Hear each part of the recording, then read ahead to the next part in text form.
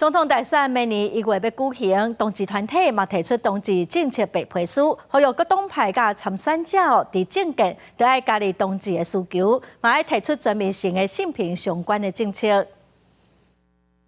在政见发表上面发表对于同志有仇恨性的言论，这些都显示台湾的这个社会歧视的部分其实一样的存在。台湾同婚合法化已经满4年，也毋过同志也是同婚相关的歧视案件又原地发生。同志团体认为，无论是为教育、社会福利、职场，也是医疗等层面，都要有进步的空间。包含这一波的 Me Too 运动，其实开始让很多的社会大众意识到说，不只是学生需要学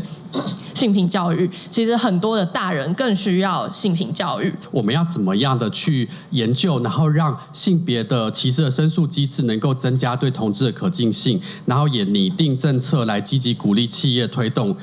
友善的职场。另外，在法制面上，同志团体认为，未来的法规政策应该让同志进入到亲密关系、婚姻，还是生养囝儿的时，拢袂因为性偏向还是性别身份，甲异性恋的权益产生落差。不能够使用台湾的人工生殖资源的部分，他前往国外进行人工生殖疗程，这个费用如果跟异性恋夫妻一次的疗程比较起来的话，可能是高达5倍。同志团体共同提出政策白皮书，也会甲各政党联系，希望伫各党甲总统参选人陆续提出总统大选政见的同时，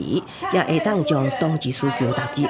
提出更加完整全面的性平相关政策。记者综合报道。